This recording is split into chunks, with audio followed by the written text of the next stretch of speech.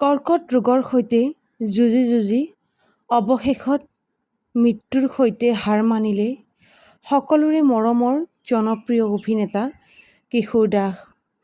হয় বন্ধু বান্ধৱীসকল, হয়তো আপোনালোকৰো এতিয়া বিশ্বাস হোৱাই নাই, কিন্তু বিশ্বাস নহ'লেও এয়াই সত্য। আমাৰ মাজত আৰু আমাৰ সকলোৰে মৰমৰ জনপ্ৰিয় অভিনেতা কিশোৰ দাস নাই।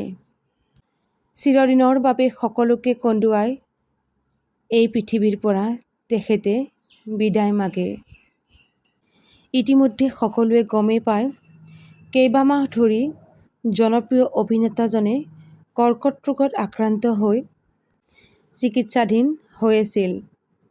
কিন্তু আৰু অৱশেষত সকলোকে কন্দুৱাই চিৰদিনৰ বাবে গুচি গ'ল। অভিনেতাজনৰ আত্মাই যেন চিৰশান্তি লাভ কৰে তাকেই প্ৰাৰ্থনা কৰিলোঁ।